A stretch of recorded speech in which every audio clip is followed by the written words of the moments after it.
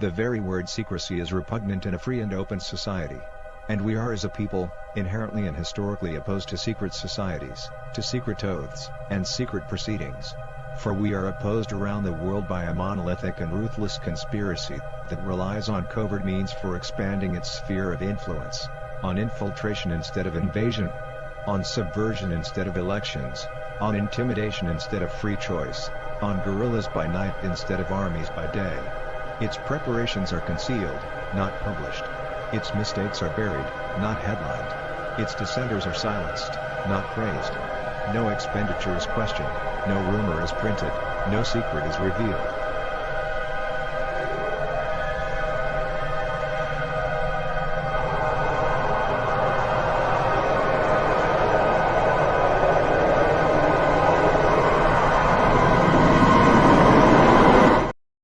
All right. Welcome to the 227th episode of the World Blockchain Roundtable. He said secrets. He said secret societies. Did he? Our hosts for today. You're supposed to change your voice too, though, right? Anyway. Hello. Yeah, there you go. There you go. All right, there's Greg. I was wondering. I was like hoping Greg would show. Oh yeah. Very good. Very good. Host for today. This damn machine, man. This machine is driving me nuts. I swear to God, a 2013 Hackintosh Macintosh is just not a good daily driver. Yep, it's a so Greg appears here as the analog set. He brings in a tube-based compute tech, and sometimes he has to replace the tubes and knock bugs out of them and stuff like that. Okay, so the whole thing runs on an AI that I've built, right? So clearly I just have to figure out how it all works before the machine. That's how it works. Okay, so for today we have Lisa, Litecoin Lisa, from the Mighty Lair. We have Zach and Andrew from the Legacy Right. But Zach's hiding his identity occasionally. And then we have Then we have how do I put up with this guy? Greg from Rivet. Hello. It's an agorism thing, I think. Greg from Rivet also, and we'll go through the questions, and then we have memes later, and I have an intro. Remind me, I have an intro video for the memes that we can play, and then I think that's it. So I think we can get started. But you know what? I didn't share my screen, so let me get that turned on. Where is it? This one right here. This one right here. Okay, so first off, we have a quick update from last week's token distribution. So last week was what if blockchain existed in Roman times, and some such extra bit of topic detail, right?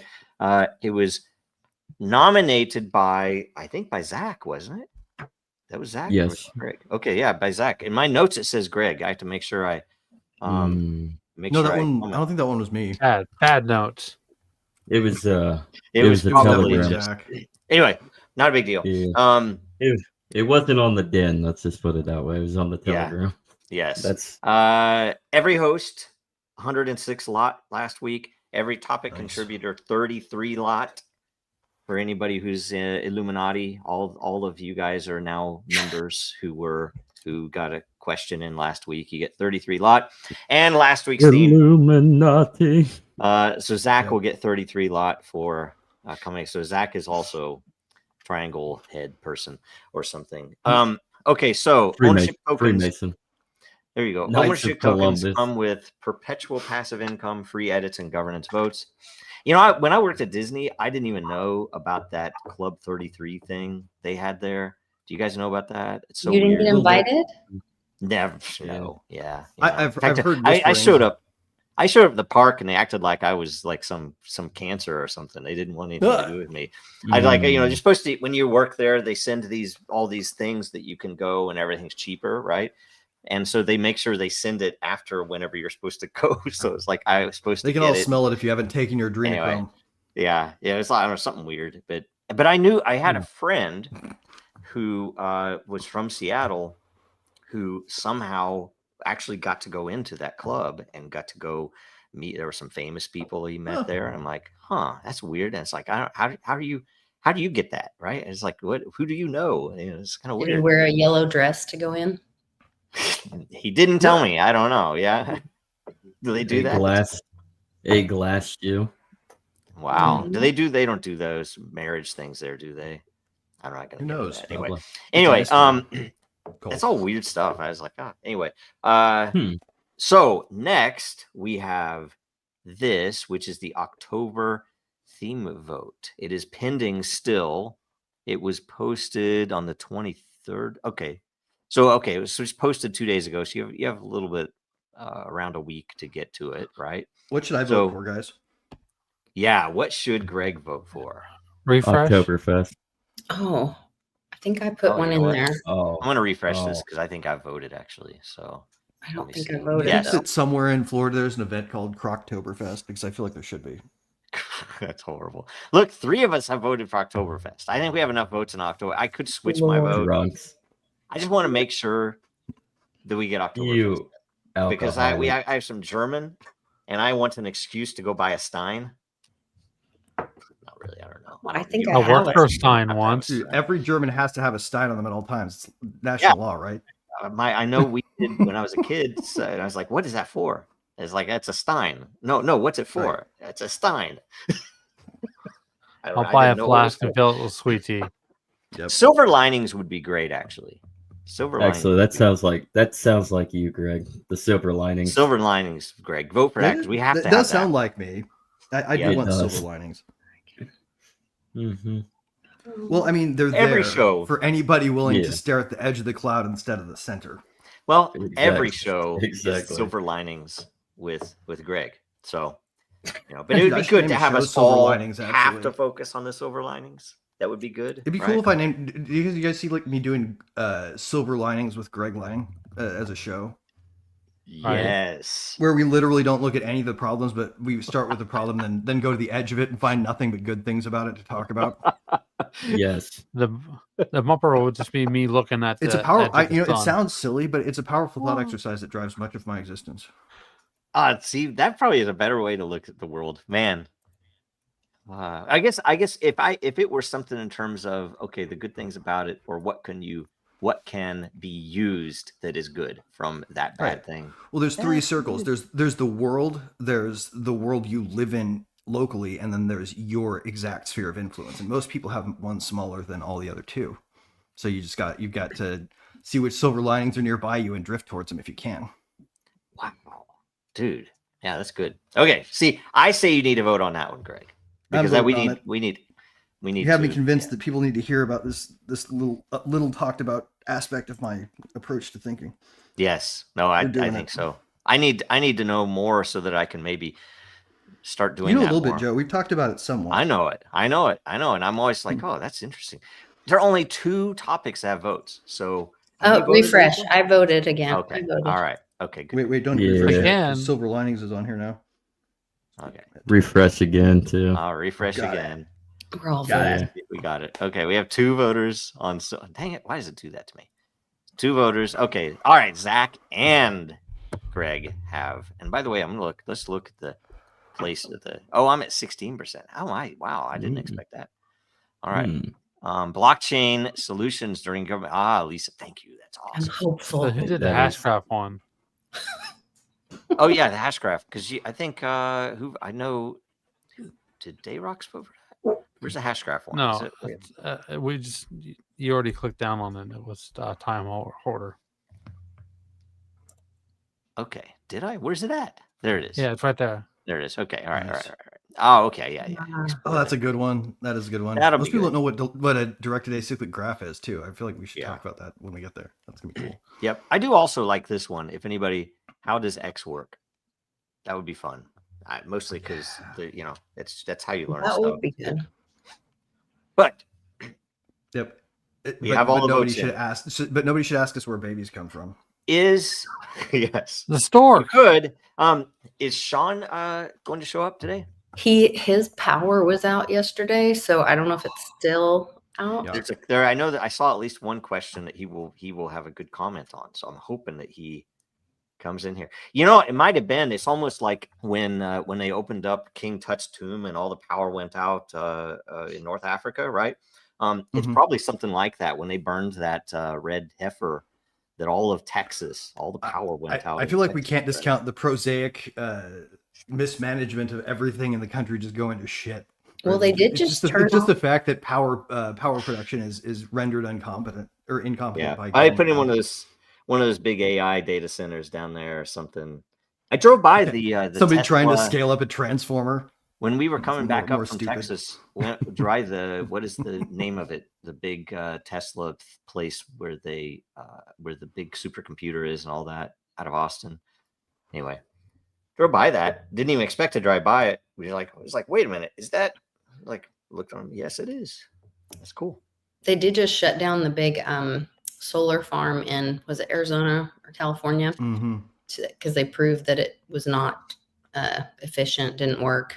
It was a big. Well, plus you have to scatter those panels out. Like wildlife hates it. Yeah. Yep. Like I know. Let's build a power plant on 300 square kilometers of land instead of one power plant that fits inside of a city block. Right, because the density is that different. It's one ridiculous. of those is going to kill wildlife at scale. The other will not. You know, Got to prove everyone's wrong to say Politics. California can do something successful. Yep. That's your not agenda. what California's up to, though. They're way too busy making censorship laws happen in the background of Trump. Yeah. But that's for current events. Yep. Okay, here we go. This week's episode is Decentralized Identity or a Surveillance-Free Future, episode 227. How many years is 227 weeks? It's like 4 years, right? So 52 What weeks about that? in a year, right? So yeah, Yep. cool. Okay, Exactly double where we are at 2 years, right? Would be so 2 years is not 104. okay, all right. So 208. So we're good. Couple months into the 4 year. All right. We're gonna go to. Oh wait, I didn't refresh. Get your questions in. Too late. All right. I'm gonna wait for it to blink. There. See, it blinks. My browser blinks after you refresh. So, all right. Blink. Dayrox It doesn't blink before. That's just weak knees. Yes. Dayrox asks, question: could you explain this concept from the beginning? What is ID really? What are the current problems and what solutions does blockchain offer? Brad Garlinghouse once said that the government has our IDs. Is he right? How can we become ID owners? Or how do you own your own ID? Okay, who wants to start with this? There's I'd a lot like to. here. All right, go for it. Okay, so identity is some kind of reputational signifier, essentially, that connects you, the physical person, to you, the story about you, right? Your identity is what connects you to your story. It's the part of you that when people look at it, they go, okay, this person did this here, right? It's the this person part. Now, the interesting thing about the this person part is it works without the legible connection to your physical address, right? Identity is really legibility, which is the law's ability to locate you with guns and make you do stuff, plus reputation. True decentralized self-sovereign identity isn't identity at all. It's reputation sans identity, with a hard wall between identity and your reputation. That's a good way to look at it. I like that. That's great. You have anything, Andrew? It's to say it's basically what Greg is saying. It's a form of normalized tracking and surveillance of your person. Before, back in the 1800s and stuff like that, really didn't have this style of identity that we have now. I mean, people knew by names, but people lied all the time. But there was also a lot of honest people that they didn't see an issue with just telling the truth.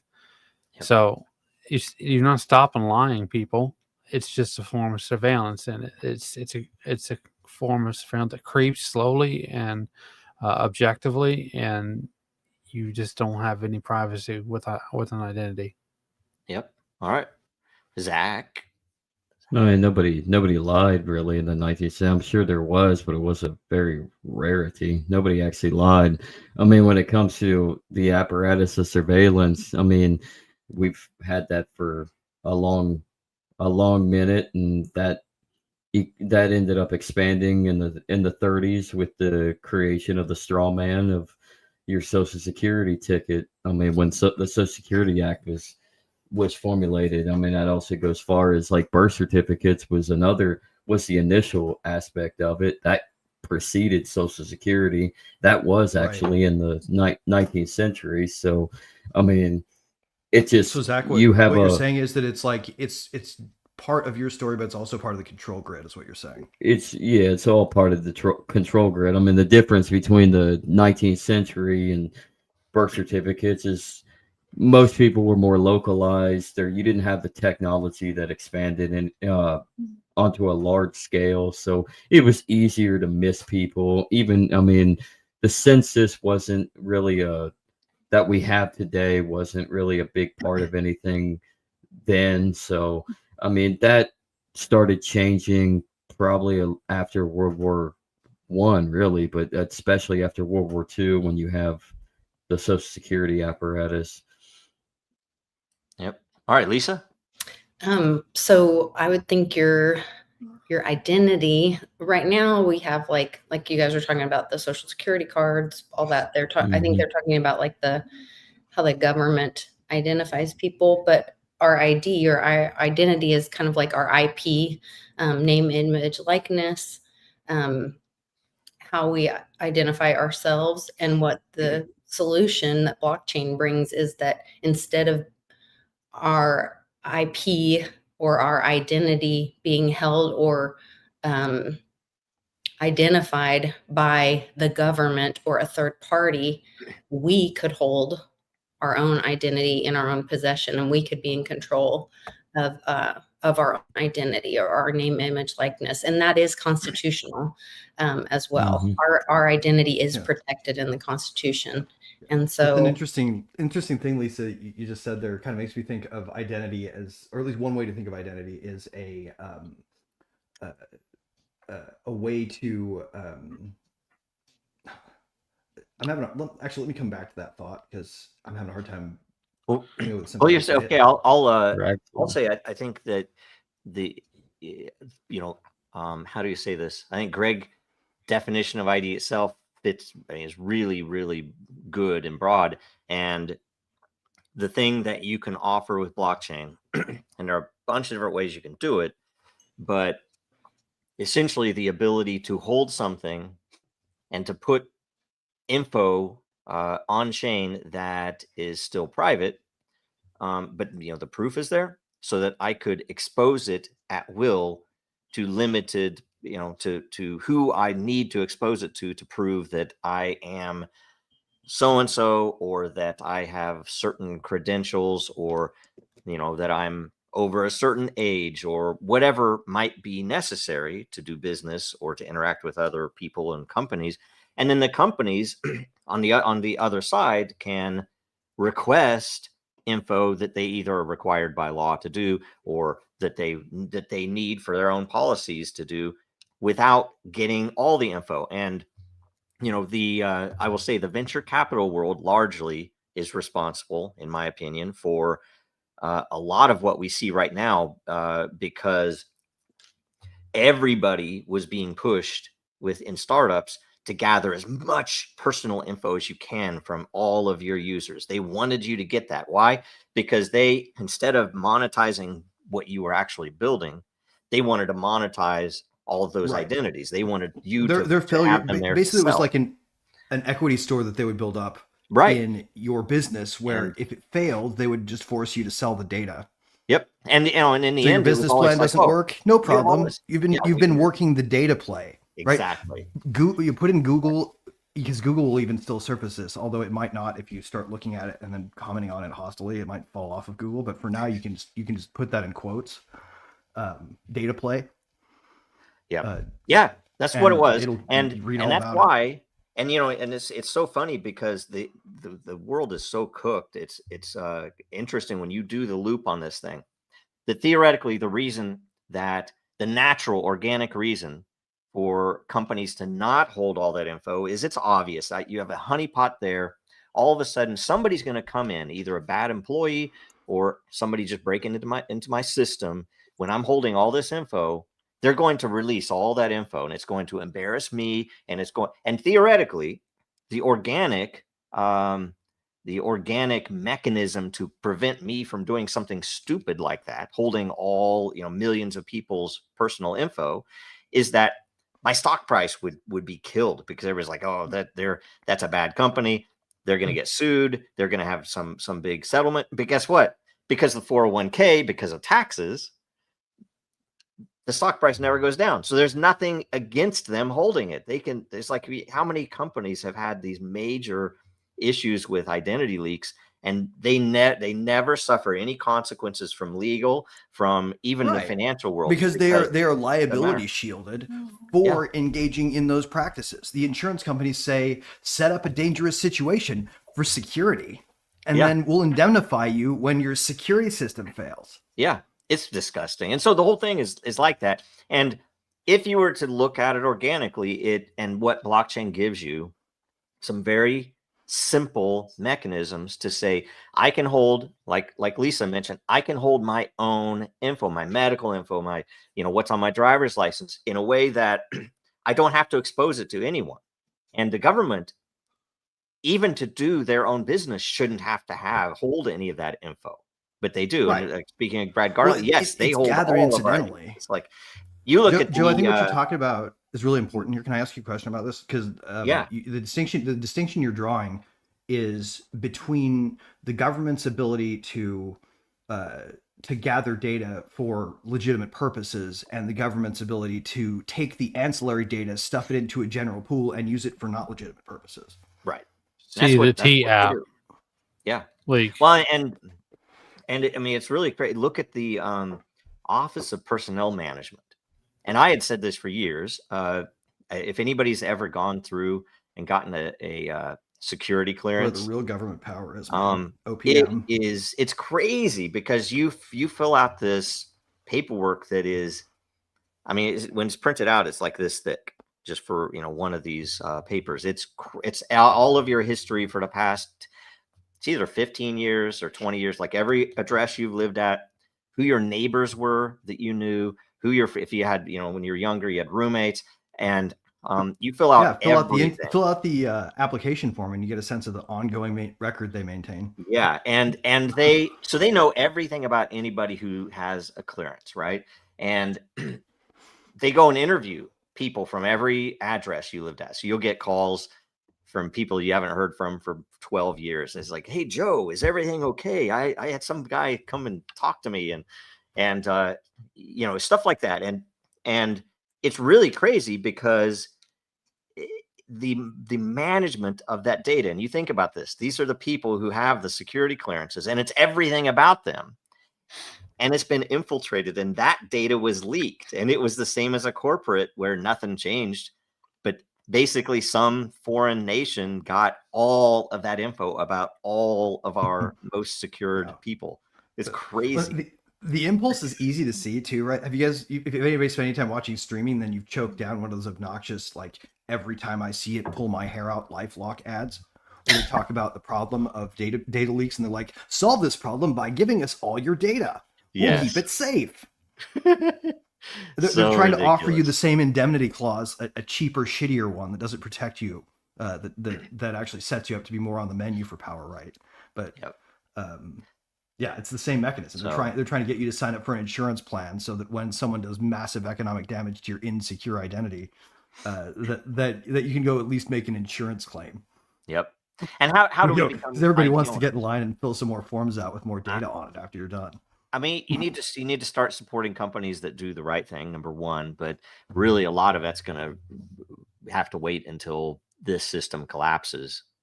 So, and I think it will collapse. But when that happens, then we have to be ready to build the right things, and not just jump in with what all the lawyers want us to do, and the former bankers, because they're gonna have, oh, the CBDC is here now. Do this. So we have to be careful. I give it about 3 years. The system's coming crashing.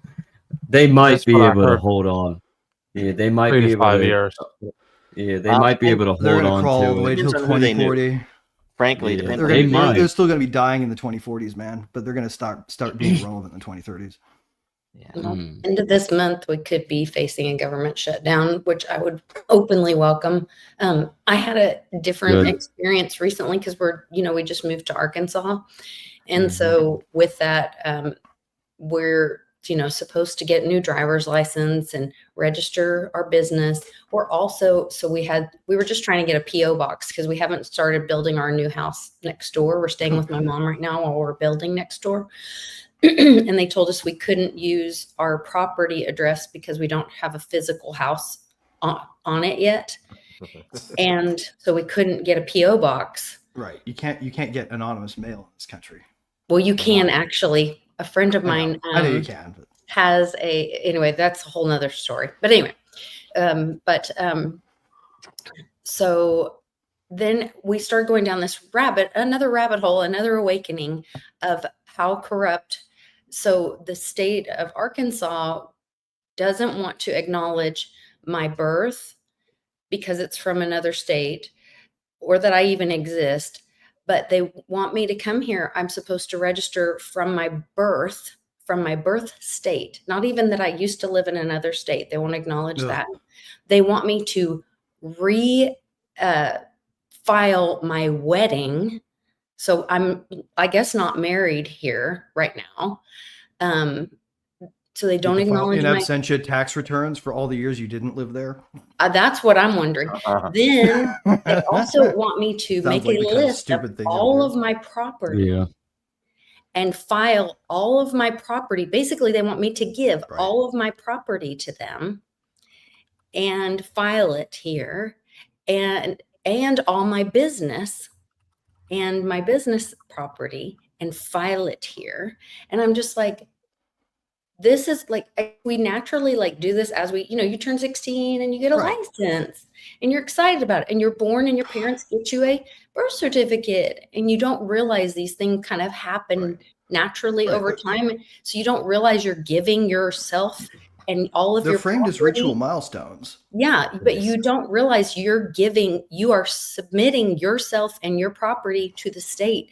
But when you move and you have to do it all at once, you realize this is not normal. That one dude. And you think about it if you think about it adversarially too, like all the things you're giving them, if as you put it down, you think about it from the standpoint of somebody who can legally use guns on you if they feel like it. I'm literally submitting myself, my marriage. You're telling them where to go and who to shoot.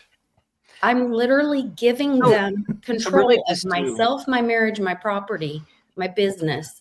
And if you don't, right now the state of Arkansas couldn't brutalize you if they wanted to, but they will be able to as soon as you're done filling out those forms. But as soon as I do, I give them permission to take everything I have. Right. So the good answer though is there's a dude.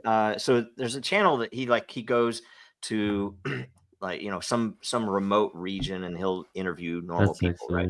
Yeah. So what's the dude's name that he lives out in this little hut on some farmland? Peter Santinello is the guy that does the interviews. Yes. And that dude is like, man, that sounds so awesome. This guy has his birth certificate was washed away in a flood. So he doesn't have a birth certificate. He doesn't have a social security number. He doesn't have any of this stuff. He just lives. He reaps some of what he grows out there, and he actually got arrested one time and they couldn't keep him because he doesn't have. They couldn't find his paperwork. It's so Vogon.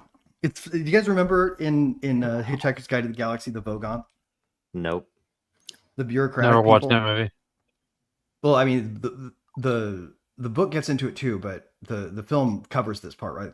This planet that they go to, where it's the Vogons, and they're the ones who are in charge of the Destructor Fleet Planning Office, right? So Earth is being destroyed, and if they want to save it, they have to figure out how to get through the DMV-like process that is their entire society, right? And the funniest part is when they land on the planet, they step off. And as soon as they're like, well, what do we do now? Someone's like, I have an idea. And this thing pops up and slaps them in the face. So you get a sense of how these creatures evolved. right? To get slapped in the face for having ideas is to set yourself up to create a society that turns familiar. into Vogon. I love it. And we do that a lot. We slap people who come up with new ideas. Yep. Well, we usually kill them, but either way. Identity is how you find people's face to do it, though, I guess. All right, we'll go to the next question. From Habibi or Habib YouTube. Habib YouTube or Habibi-T. Rewards have been broken for over 2 months now. Is Den waiting until the new year to fix them? And if so, which new year? Where is the emperor when a rude comment comes like this? I don't know. I haven't had time to look, and the lead dev he's stretched on 3 projects, so 3 important projects. Den is part of it, right? And I think the biggest thing that we need to do is fix the auth system, which is why I wanted Sean here so he could weigh in. Because Sean hasn't been able to log in. Auth is probably the key. I think 8 years. Yeah. So the login would be simplified. We're just going to move it to what we're doing on Dracaria. And are we blaming Sean? Well, we're just going to blame Sean. You don't have to. I'm joking. Ever since Sean stopped trying to log in, I'm joking. And here's a cool point. Here's a cool point to this, man. Like, remember how the dragons seemed forever to come out to everybody? They were like, "When's it coming? Come on, like, we want to play the game." When? Yeah. Right? Yeah. You guys did it so carefully, and the reason it's so awesome is because you did it so carefully. So yeah, I think that's the key to this. If any of you lived through 2016, 2017, doing it right. when we were doing the audits on we did 4 independent audits on the token sale to make sure that everything was fair, that we didn't include somebody who wasn't supposed to be there and vice versa. And man, people were so impatient. And but then when it came out, they blew up, so yep. You just have to do that. And so just be a little more patient. I apologize. We do have there is a group. In fact, I need to talk to you about this, Greg. Maybe I'll call separate later today. There is a Kansas City DAO group that I think might roll into use Den, and it'll start on the simple side, just token, but I think it'll go into behavior governance too. So there's some stuff there, and I still need to work details out with them, but that's going to be a big driver too, to come in and make sure that we clean up stuff. Now the rewards there have been a couple of things. Like we had one library that had an issue. We had one where there was a connection on Ethereum. There was an issue. So I'm not sure what it is right now, but we'll look. So anyway, all right. Alt blocks. Den sucks now. I was locked out of my account for 3 months and couldn't figure out how to get back in. There's a reason why no one uses this site. Yeah, you're right. Nobody's here using the site asking that question. Yeah. Come on. So funny. Like, you're logged in now.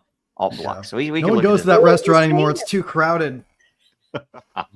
Revanchist. I've been hanging out on Blue Sky.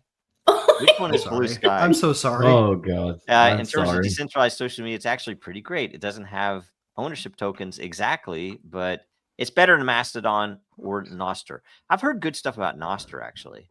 I don't know what you guys, and not in terms of, it doesn't seem like it's a Den related thing. It seems like it's more of a privacy, like a federated network. Yeah, like a private federated. You don't have to deal with. Yeah, you're right. All the people just like us on this show are totally not over there. If you hate us and we're annoying and grating and you don't like hearing from us, you totally can go over to Blue Sky. It's a great way to get away from us. Whiny little right-wing incels, like on Twitter or Farcaster.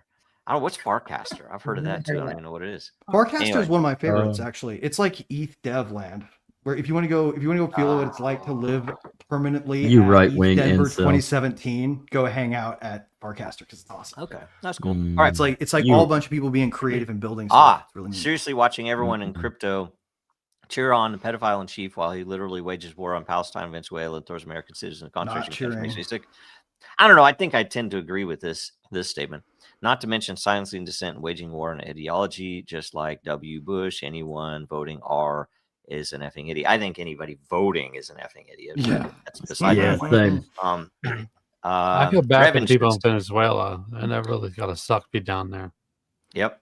Crypto is just desperate. Mm. No one cares about crypto, and they're all pissed about it. All the smart money has moved on to AI, and crypto. Smart money, I don't know. Doesn't want to have to That's not a admit that smart the move. party's over. Watching As this crypto this person past responds week on the defend Joseph Goebbels or Stephen Miller in a desperate attempt to defend Republicans has been absolutely disgusting. All these crypto idiots are defending fascism. Can't figure out why the Democrats hate crypto. I don't know. I will say that crypto man. has Do we have become to really? junior I'm bankers. sorry. Can we largely. sidebar here? Fascism isn't what anybody fucking thinks No. it is. This has got to stop. So guys, I love you. I love your perspective. I'm not a Republican. I don't vote for them. I'm not a Democrat. I don't fucking vote for them either. But stop sucking yourselves into this, please. Yep. I mean, like, you're a smart person, revanchist. I know you are. And I'm not calling you dumb for falling into this. But what I'm saying is, like, this pattern is fucking us. It's not that crypto is broken here or that AI is a smart investment. It's not AI, actually, right? But fascism.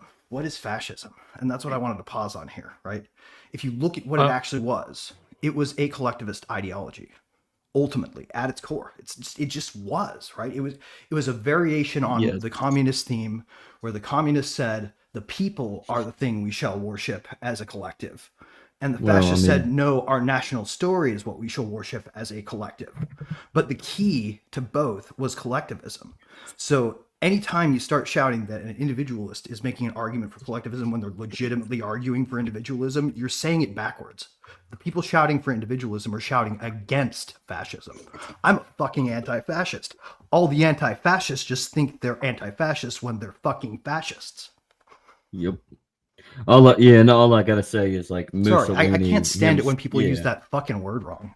I don't mean to. And Mussolini took the idea of the fasci from It's just ancient not what people Rome, say it and is. then combined the Roman Italian nationalist ideology with the collectivism of the workers' revolution of socialism. So he was a socialist first before he was a fascist, and he combined the two. Right, So, fascism was a critique of socialism, but an iteration on it, not a run the opposite direction from it. Yeah. And to say the other one, the other tool is to call people that you disagree with on the internet a Nazi, but Hitler would disagree when you say that. But the opposite of fascism is better than- anarcho-capitalism, just like it's the opposite of communism. So, Just real quick. but Hitler would have admitted that Hitler did admit he was a socialist. Yeah. So Mises was And anybody pulling that like in their head going right now, oh, I read Marcuse and Gayatri Spivak, and this guy has false consciousness. That's you having cognitive dissonance that this argument is so good and you can't fucking deal with it. Yeah, that's what I was gonna say. It's basically he trapped into, or she is getting trapped in cognitive dissonance of politics. All blocks brings up it is- Austrian conspiracies about money supply and the Fed. I don't know what they mean by this. So you're saying the Austrian conspiracies about the money supply? What? They're not conspiracies. It is a conspiracy. It's not a conspiracy theory because they're literally devaluing your dollar while they create new monies and expanding the money supply that makes your dollar worthless. So it's debasing. And Austrian economics isn't about money. Also, Austrian economics is about human action. Real quick. Yes. I know I have seen Though Bishop on Facebook in the past cite, and I saw it. I don't have it on me. That Ludwig was a registered fascist, but I mean, that's really up for debate. I'm just saying. I just want to be transparent. I have seen that claim. Mm-hmm. Okay, let's see here. And then right now, I think did the Romans have a view of fascism? They did, but not in the sense of what we had. Like, they didn't call it fascism. Well, that's like interesting. Fascism. How do you draw that parallel? I've not heard this argument before.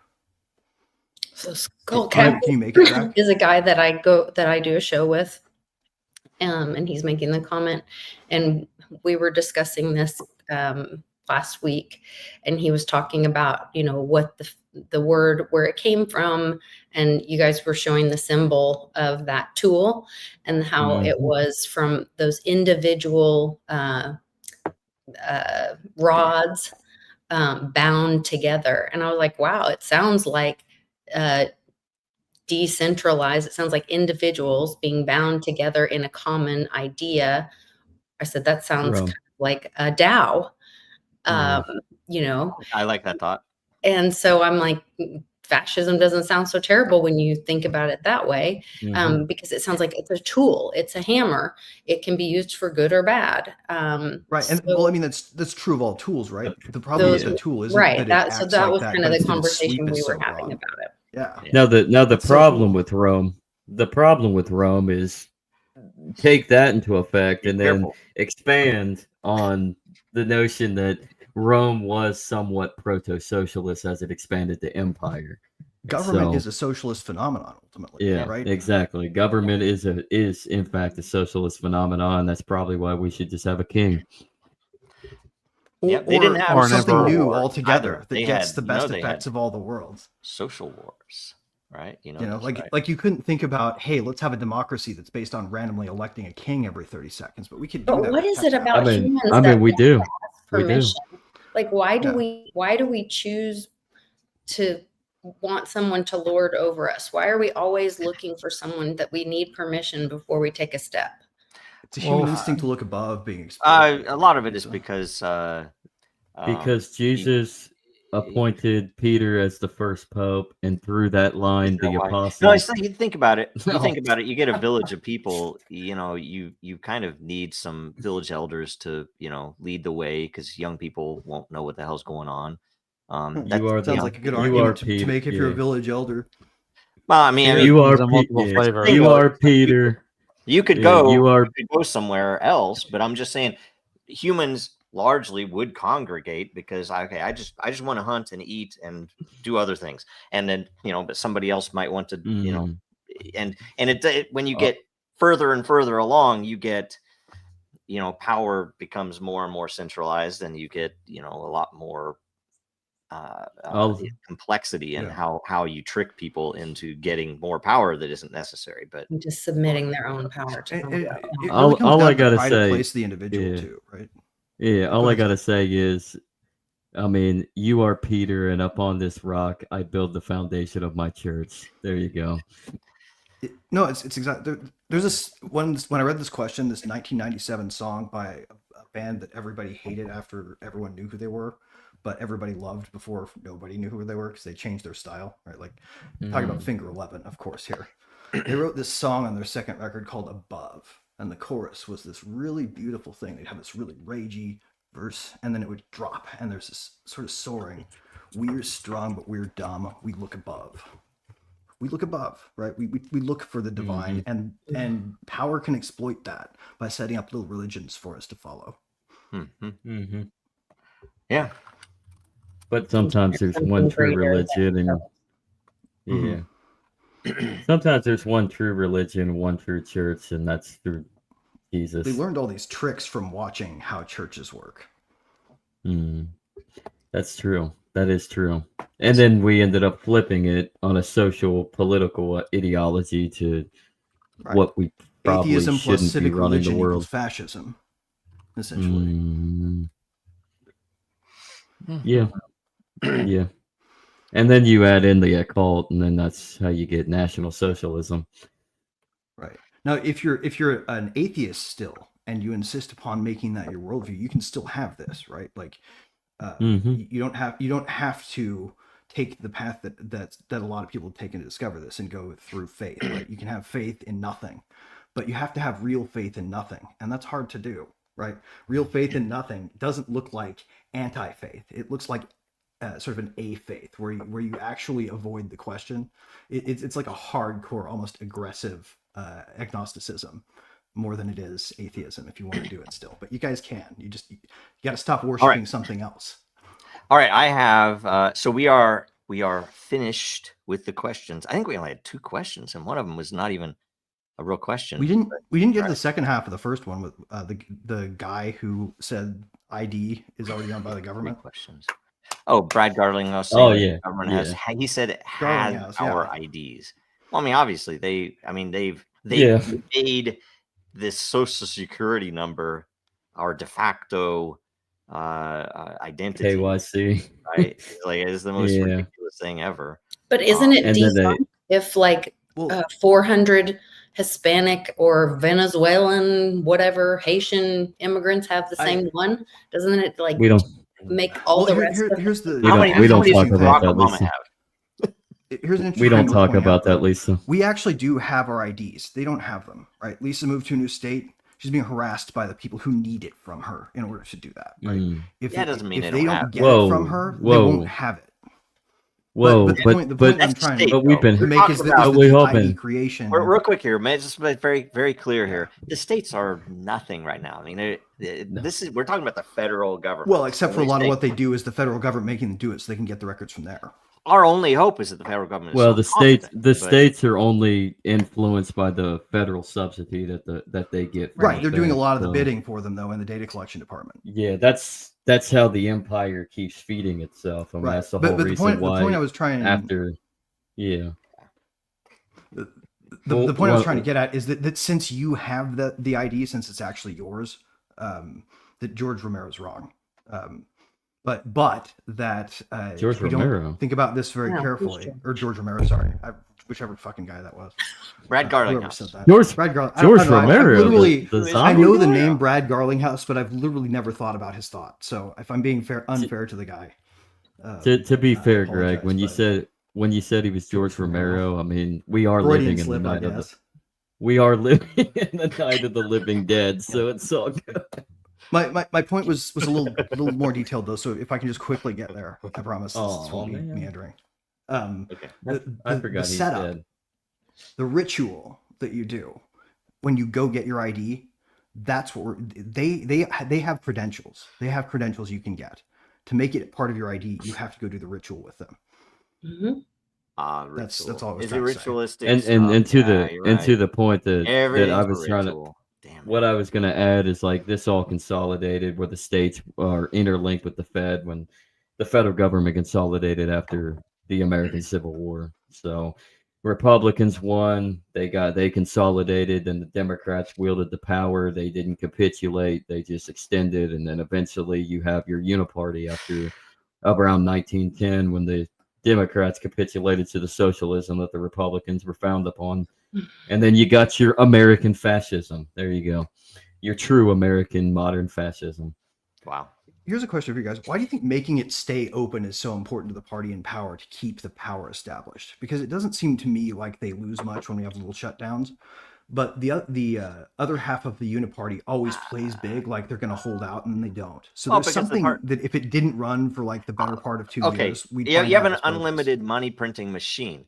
Okay. Yes, you've been doing well for 40 years or however long you've been alive and participating in that blood sacrifice ritual. You've been getting your money coming in. It's either from, you kill little kids over in this nation, or you do something to white kids in America. You do whatever you do as Well. part of it. You get that money funneling in. What happens when you have a month shutdown? It's like you're on that freaking phone to whoever you've paid your millions. Yeah, but they don't to. shut down the revenue gathering Well, part. That's the only part they leave open. The Yeah, reason but the they some of them get the kickbacks on those spins. So It's- they, it's- it's- I Yeah, but think they're not running out of it's- money during the It's shutdown. theatrics. yeah, you're They're, talking- if yeah. they can get everybody riled up, they get the peanut gallery screaming, and that Yeah. justifies them. But what's Yeah. It weird is to me is that theatrics. like It is Trump theatrics. isn't for shutdown anymore, right? Like he was just a little bit But- ago. I remember it. It definitely happened. The memory And now hole he's didn't get not. it yet. And now he's the Yeah. opposite. Well- And the Dems are for shutdown when they were like, shutting down is the most irresponsible thing a person could ever make happen, and it's their fault. But that's they to always Andrew's capitulate, point. and then It's they flip just to sides get- and they play the damn game Yeah. again. It's the same Yeah. But I reason want to we know put what up happens to both of them even if in the government the- doesn't run for 8 months. in the memorials in DC that are just public memorials. They're just marble that they have to block them off. They have to do. It's like, oh, we want to make sure that. Well, you Right, that's- we're going to that's close the the national thea- parks because the trees Yeah. need to get paid. yes. Yeah, that's crazy. the theatrics. I mean, what are they actually going to shut down? But in reality, if there was a full, true shutdown, they don't really want that because Well, because I think it's because nobody would fucking notice. Well, we have history on We this. noticed the Spain. positive. Yeah, in fact, I believe what was it? I think it was either 2015 or 2017. For 2 years almost, Spain actually shut down on their national government, and Right. they were successful. They just Like golden age. economically they Right. were the What they they were the hate best is that that they if it ever could closes do. for too long, it's obvious you don't need them. Yeah, that's true. Right. All right. Anyway, so we got that covered. So I'm going to play this little video. You probably all seen it, and then let's see here. Then we'll go into the memes and current events. Just to think of current events while this is playing, right? And you in the comments too. Current events we need to cover. All right. Make sure we get them. Make sure we don't miss anything this week. All right. The official 9/11 narrative is that brown people are geniuses now who coordinated the most sophisticated terror campaign ever before seen that bypassed the world's biggest defense budget and then was never able to even remotely replicate anything like it again. Honestly, I'm just impressed that people from the hidden sand village could fly airplanes at all, let alone Steph Curry half-court no-scope them into 3 really important buildings with perfect aim. That is a 9/11 miracle, and it turns out there's a lot of miracle work going on with 9/11. So let's first start with God's chosen miracle, the one. A month and a half before 9/11, this guy becomes the new owner of the Twin Towers after signing a 99-year lease for $3.2 billion. You might be thinking to yourself, wow, this guy looks very honest and trustworthy.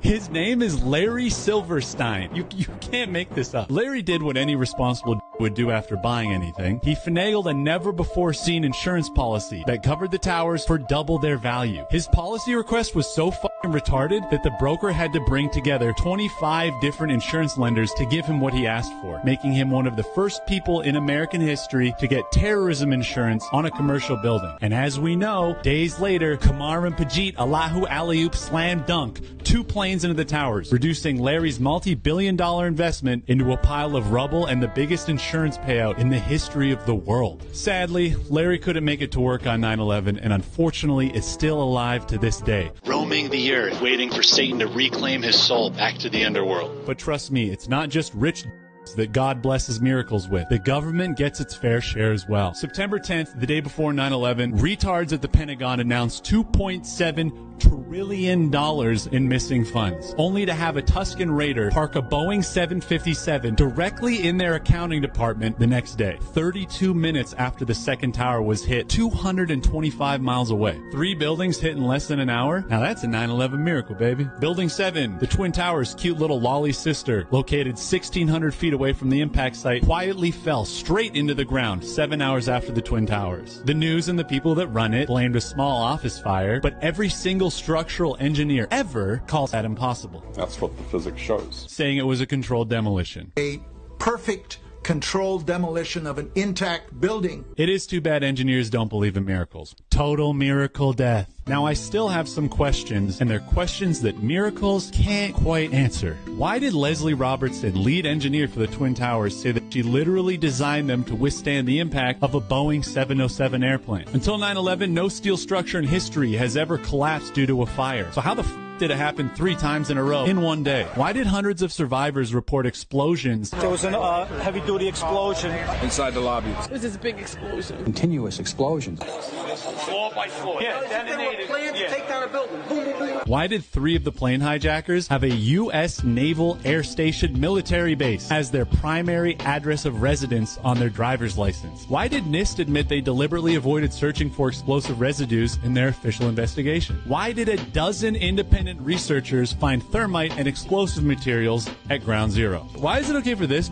to do whiteface, but when I do blackface, it becomes this huge problem all of a sudden? Who is E-Team, and why were they a group of Israeli artists living in the towers with unrestricted access leading up to 9/11? Speaking of which, who are the dancing Israelis, and why were they jailed and deported for filming and celebrating the towers collapsing? Here were revealed as Mossad assets who were arrested after cheering and high-fiving and videotaping the crash of the airplanes into the World Trade Towers. Why did thousands of the world's top engineers and architects form an entire organization to challenge the official 9/11 lies and narrative? Anyway, so is that supposed to be comedically delivered? Because goddamn, that guy's funny. Yeah, that's why I liked it. It's so funny. He's like he's freaking katana, and it's all the I will question the Mossad asset thing. My personal thinking- I would assume that they were arrested because they were pretty stupid, dancing and partying and filming. That's not what an asset should do. You shouldn't. Well, I mean, let unless their yourself job know. is to They had distract you explosive with the residue. Pony show. Yeah, They had I explosive guess residue in maybe. the van. One of the dudes had thousands of dollars in his sock. They had a whole. There's a whole bunch of just stuff that's like. Well, I mean, the fact that we think these people couldn't have possibly been working for the government is stupid because we created Chertoff is the one. I don't know if they were working for the government. I think they were. At one point I think they were assets in the case that all Israeli citizens have to be IDF. So they were probably that, and they were just stupid, and they used them. They used them as useful idiots. The new stance of the IC is that every citizen is a member of the agency. Right, that's been the rule since 2020. We're all traitors if we don't message the country's propaganda on the internet. Oh, really? Wow! Look at this. This I didn't realize. You go back and look at this. The Dems' main problem with us is that we don't act like them about the country. Gold about, new they time do about their party highs about our country. are all-time highs, right? New all-time highs, and this is an interesting look at the minimum wage would be 172 an hour right now if it were mapped to gold, and cars at that time 71, $2,400. That's just crazy, really crazy stuff. Anyway, well, what year was that? 71. 1971. That's when about they right. closed the gold window. If you play the inflation math back, that truck is about what it's worth today. Maybe, yeah. It's just the dollar's worthless is all I think. You know what's interesting on the 9/11 thing is that when the Charlie Kirk thing happened, the big distraction of that was the big psyop that was the same day that Tucker Carlson, who had become the biggest show, bigger than anything happening on CNN or any of those other shows, he was coming out, and he's got this series now where every Thursday he comes out with a different thing, and he's telling that story. 9/11. He's talking about the dancing Israelis. He's talking about that guy owning the building. He's talking about all of that, but no one saw it because, and of course, that happened on the day when they were talking about the vaccines, and so it's always the look here, not there. Yeah, this was so. I didn't watch this, but I didn't watch all of it, but it looked like a wrestling thing. And I will tell you, it looked like a Trump rally. The hand. Okay, so I am a homeschool mom, and part of our homeschooling is we use sign language, because when you speak something and you do a dancing or movement and you say it out loud, you're like writing it on your brain. And when you move, you also help with memory. That using your left hand, and you can Google it, search it up. It does not mean the same thing. You're supposed to use sign language with your right hand or your dominant hand. And so the fact that she did this with her left hand is significant. And that is the horned hand.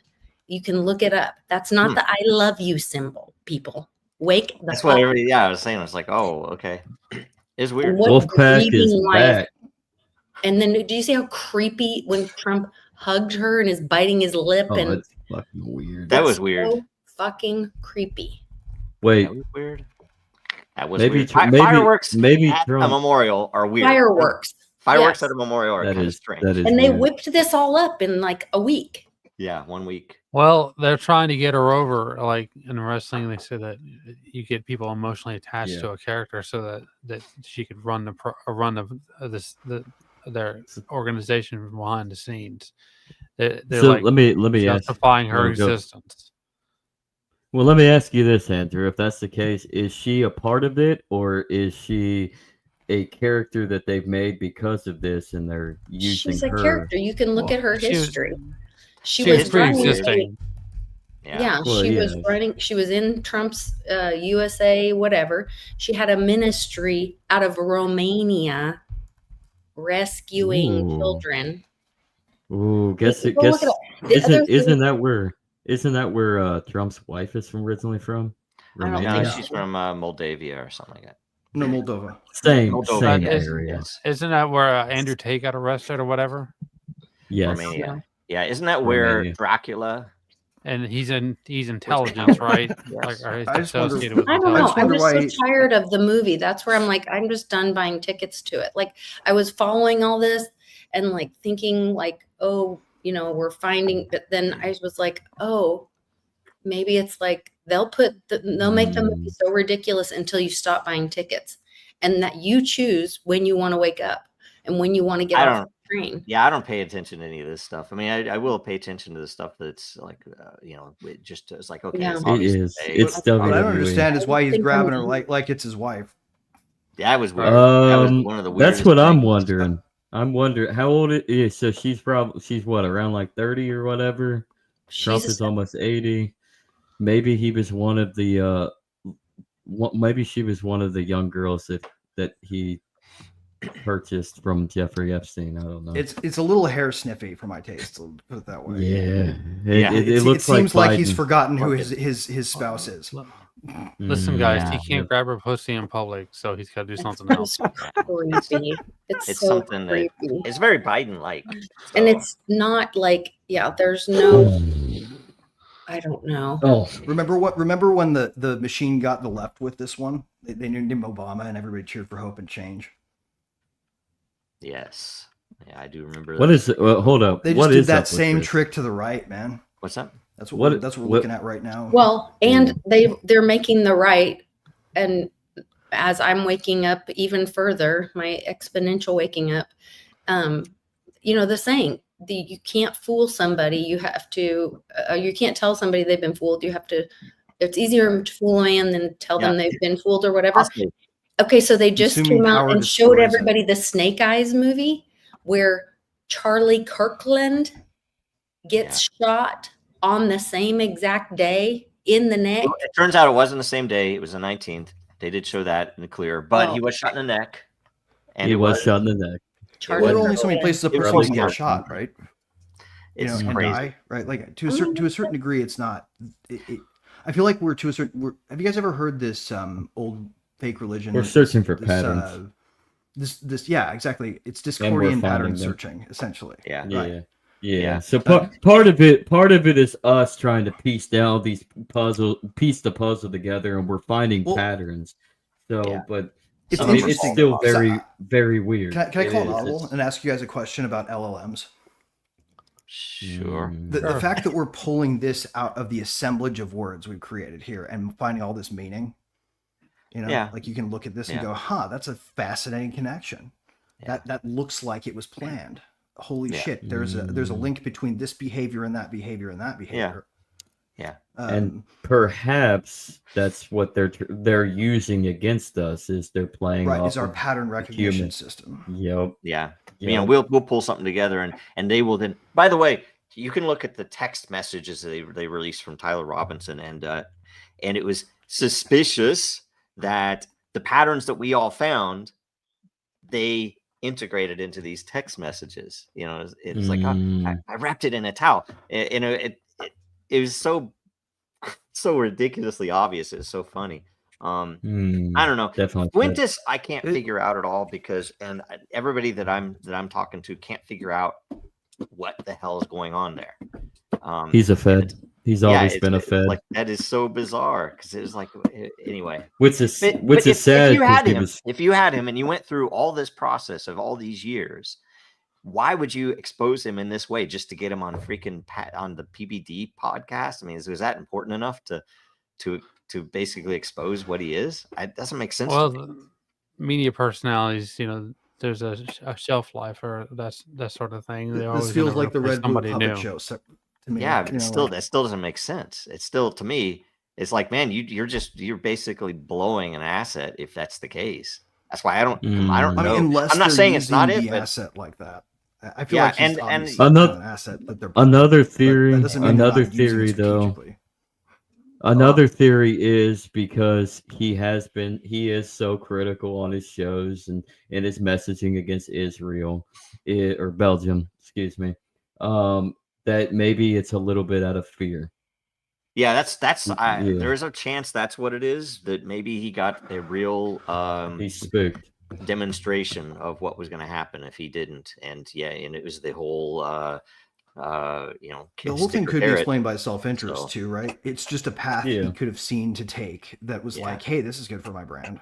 Yeah, but I don't think that's the case. Of shit. I don't think that he's not going to gain this. So yeah, I think that's what I think. I don't know. The problem is it's hard to tell between when someone thinks they're spooked and when somebody can realize a benefit from pantomiming spookedness. To a certain degree, if you want to get away with this, appearing spooked is the only way. Oh God, George Lincoln Rockwell. Is that more kayfabe to make people think, oh gosh, even Nick Fuentes is scared of Israel now? Who knows? Well, yes. I mean, when you look for establishment intelligence, don't look for it what they do, look for it how they posture, right? These people are fucking smart. The problem is they're spending all their resources discovering what the optics are if they do X, Y, or Z, all things we could do listed. Which one gets us the best optics? That's how they fucking reason about strategy, right? They're not trying to strategically improve the country. They're trying to strategically improve their optics while appearing to strategically improve the country. Trump's entire methodology for his politics is it's supposed to feel do like something. They're winning. He's going to get a feel for what people on X think. And then he's going to, and in this case right here, he's going to announce something that's very popular until the evening of the same day when they announce, oh, no, it's not every year, even though they said 4 times it's every year, the H-1B thing. So amazing how the status quo I've been following is always right there to catch us when we don't do the things we say we're going to do with power. And the H-1B issue I've been following since 2000 because it basically, as an early in my early career as an engineer, it basically destroyed the market here locally in Kansas City, and they started bringing in all these H-1Bs. What did I do? I went and got a security clearance because it was the only place that you could get a job that you didn't have to compete against people who wanted a quarter the rate. So I had to move, right? Now it's affecting it's not just software and IT, and now they're getting H-1B for pickleball coaches and stuff. So it's freaking beyond crazy right now. So yeah, it's a national security issue. Anyway, actually, pickleball is part of the control grid. Because the sound that it makes allows them to push rules onto HOAs. Oh yeah, I don't know. Every one of these, if you can find a place where you can make life harder for regular people with a complaint that is existing in pop culture, then you found a power myth. Because what they're trying to do is just like find a new way to weasel into control gridding some part of your life that isn't control gridded yet. Yep. Man, can you imagine having that much power under your disposal and do whatever you wanted? Who? But being a dictator like that, I mean that's scary levels of power. If I had that much power, I'd set at work immediately dissipating it. But we all know that person in that position doesn't. That they're put in that position by the people that really have the power, and they're just the puppet. So they're scared for their life at every moment, because if they don't do what they're told, they're offed. They're the least powerful person in the world. Right. They have no control of their life. I'm leaving this one up until that short story, The Lottery. You guys remember The Lottery? The short story? Where like the people would all get together once a year and draw lots and then kill somebody. Oh my God. Oh no, really? Draw lots. It was this like dark short story. It was this dystopian they get to kill? Short story. Who they choose? No. One person has to be killed per year. The system says so, and everybody is required to vote. So that everyone shows up and we vote on who dies because the law says, right? It's sort of a commentary on Kafkaesque proceduralism, where you just do something stupid because the rules say so, and it causes everybody to get hurt. Oh yeah. What's that? What's the study? But the reason I bring it up is because we kind of do the same thing with our politics, right? We loved Donald Trump. In fact, he might have been, when he went in, a good guy, but we were like, I'm sorry, Samwise, but it's your turn to carry the ring. We all vote you. And they shove it on his fucking finger, right? And who knows how that person's going to react to it, but nobody has remembered that we're still supposed to be trying to throw it in the fire. Okay, yeah, that's true. And now he's the one that pays the bill. Now he's being corrupted by the ring, and we're sitting here throwing rocks at him like he's going back. I don't know if he's what happens when we put the ring on your hand?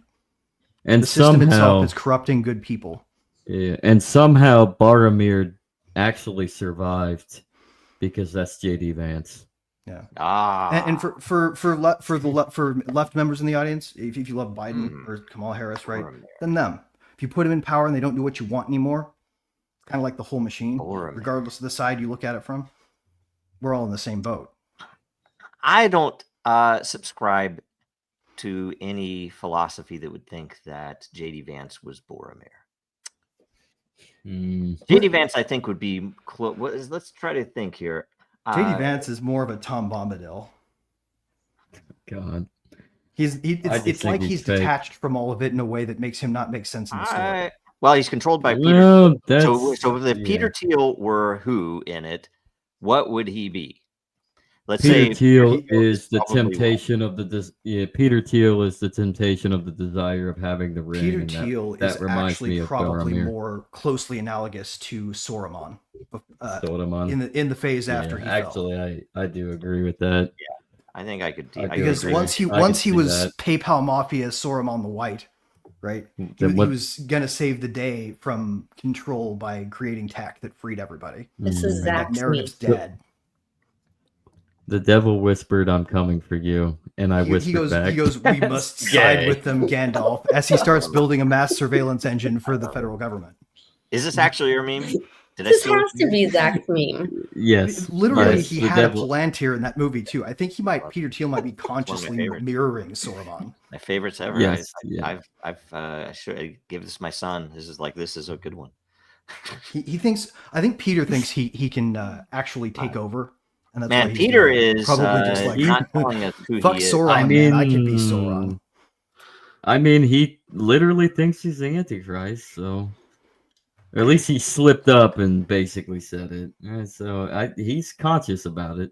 He thinks that he can take over some capacity, so whatnot. I heard a thought that this is also a psyop. This idea.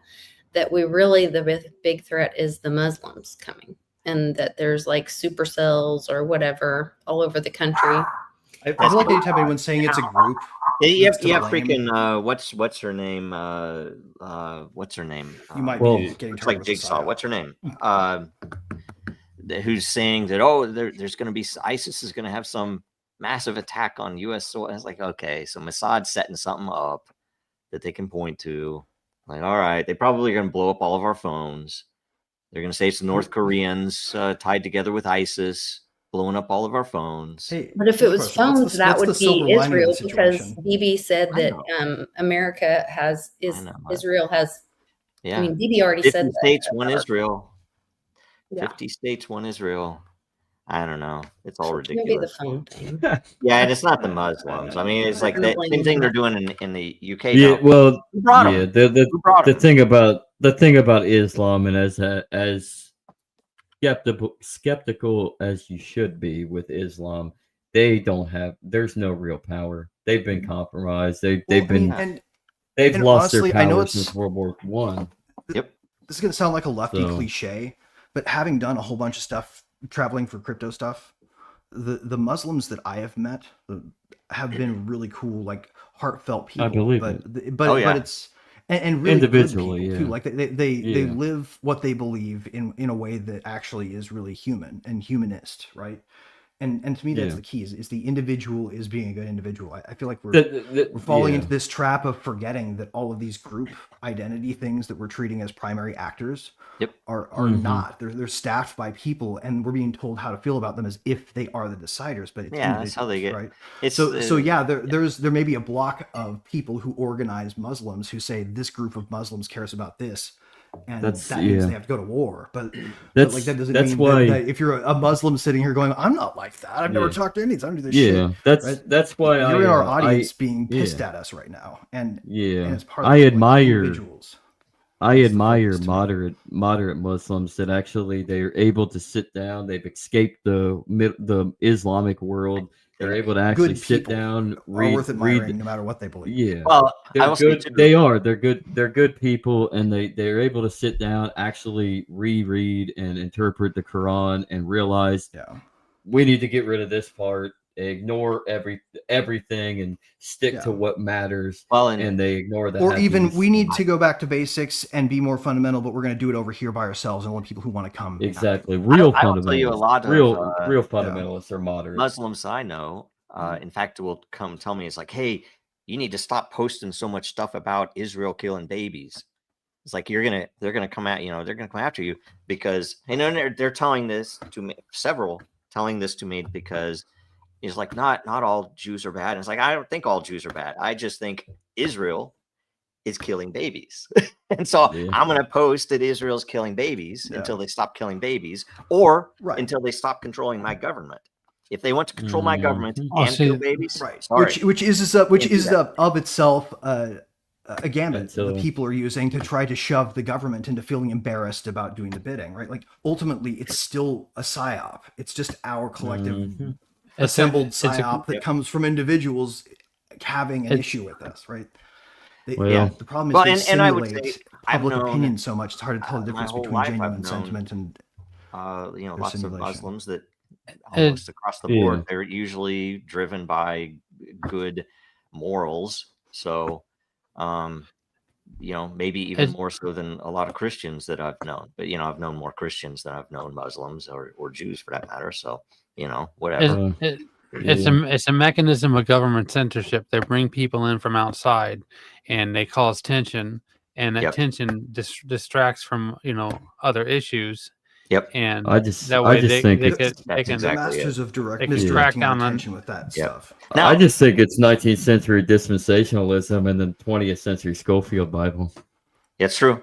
So I want to know about this. No, fact. it's got. This is my take from now on. By the way, sort of desert religions, willful ignorance, and proud of it. Jesus was Italian. Any thoughts on that? Jesus was Italian. Jesus was Italian, and it's you can't. Why are they trying to nation state project into the past, man? You could say Roman country. You could say Roman. To be fair, Judea was a satellite client state at this time. It wasn't quite a province yet, so in more Judean. accurate terms, he was I would say Roman, not Italian, but I would say considering he grew up in Nazareth most of his life, I would say Galilean. I would say Southern Italian. Yeah, what they were up to in Rome had nothing to do with the Northerners. Say it, Andrew. Say it. What is it? Transalpine Gaul. So where would Jesus live if he had migrated to Italy? Would he live in Rome or would he live somewhere else? America. He would live in America. Gubbio, for sure. He would live in Gubbio. That's where they made most of the musical instruments for churches. Have you guys seen these Cinnamon Toast Crunch commercials where they're like doing cannibalism and shit like that on it? Oh, like they're cannibalizing each other. They eat the other cinnamon toast. Yeah, no, I've seen crazy. Those. Yeah, it's weird. It's weird. Yeah. I'm sorry, Andrew. I don't speak Italian. Right. In the business, we call it foreshadowing. Do you have Italian ancestry, Andrew? Yeah, a little. Probably. And Irish. Cool. And Native American. I think we probably all do. I'm 25% Italian. And Sherman. But do you have this? Hey, this one. No. This one comes up. See? This one's good. I'm on stolen land, but you're an American. Anyway, it's funny. It is funny. It is funny. Hey, what's the Kalergi plan? Can anybody explain that? Never heard of it. The Kalergi plan. That sounds. How's it spelled? I I feel like I know Right that. there, the answer's maybe. Will we get an Oh, honest response? I don't know. It's a conspiracy. It's a debunked conspiracy. All right, here, I'm going to share this. What is it? It's not debunked, by the way. I've read some stuff about it. That guy has a sick fade. I like his hair. Austrian Japanese politician Kalergi concocted a plan to mix and replace white Europeans with other races via immigration. Oh, that's not happening. Conspiracy theories most often associated with European groups and parties. Dude, Memes importing promoting power it. by having other people come in is like an old tactic of power. It's almost like you can tell if you searched Wikipedia for debunked conspiracy theory or debunked or far right conspiracy theory, you would find most of the truth in the world. I think, frankly, right? I don't know. Is that a silly thing to say? I think that's probably the truth. This one is good. This one I do like. This one's funny. That's too good. I don't know. I think it's great. And I can't see Zach. I know Zach's cracking up at this one. So, you know. Yes. And The Onion occasionally still gets a good one in. That one was very good. What do these people know? Grok finally has given up. As a world leader, I know genocide. And when I see genocide, I'll call it out. And this is not genocide. Yes.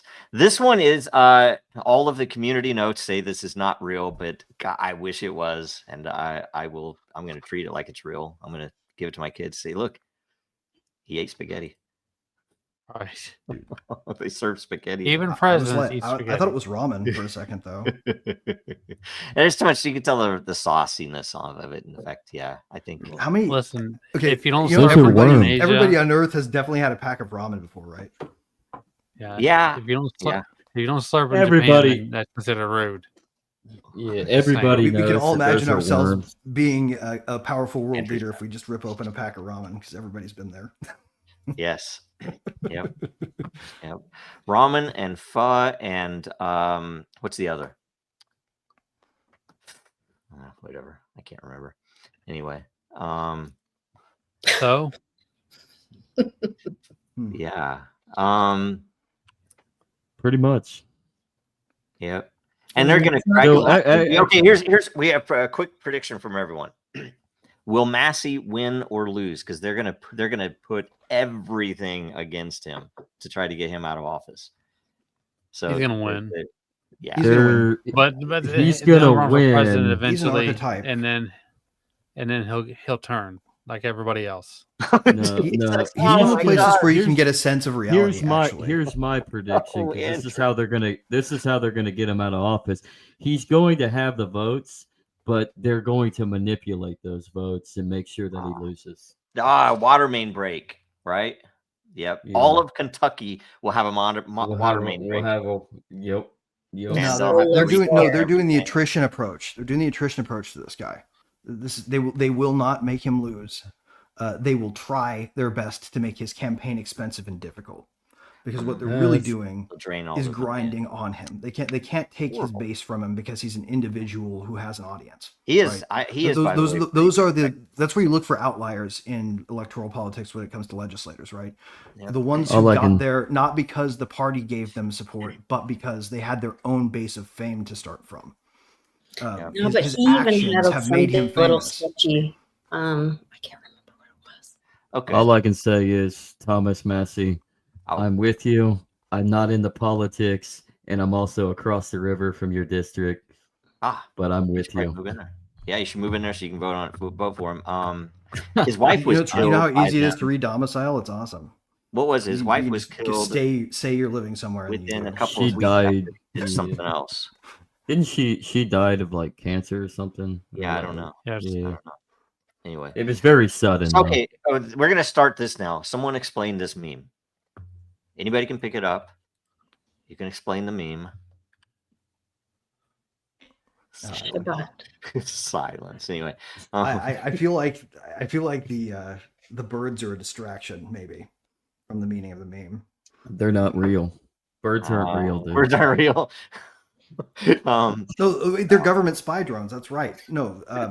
So really, what's going on here, I think we can say, is that one guy is using the surveillance instrument as a weapon, and the other guy is secretly being told things from his different surveillance engine. I'm guessing the black bird represents Enigma, and the white bird represents the U.S. security state. This segment is bearing fruit. That's actually really good. That actually is really good. I have a long shot. If you ever played Final Fantasy, A Legend of Zelda: A Link to the Past, you take the bird to fly around town.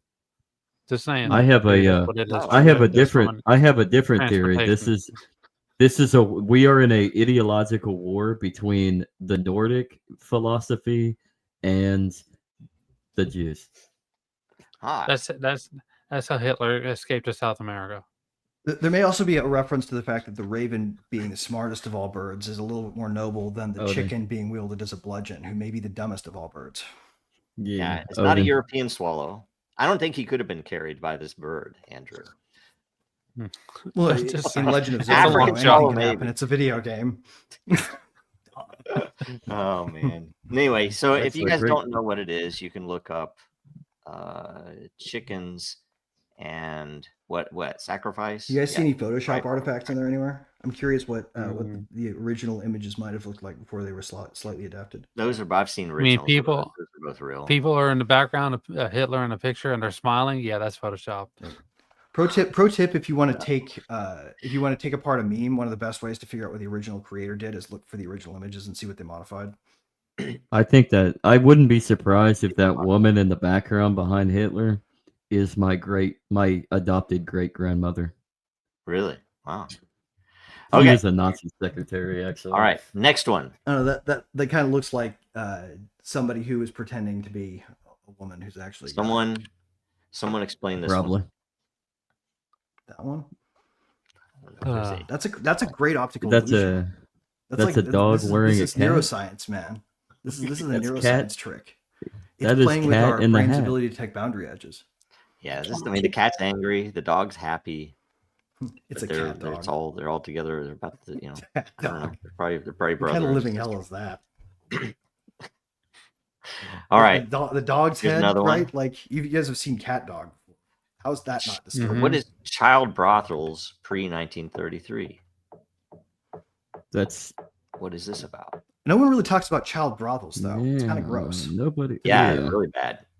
Yeah, it's not exactly dinner conversation. It's something saying, I think, that child brothels are what brings Hitler. Just like burning the red heifers brings what does that bring? The Antichrist or the Jewish Messiah. So bring the red heifers. That's mystery called apocryphal. What does that mean in real terms?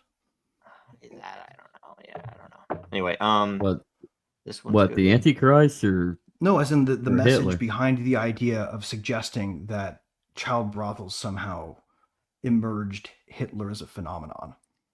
We're ruled by a bunch of. We are ruled by a political elite of pedophiles. For no reason, but that would imply there's a continuity of world government that's existed that we don't see.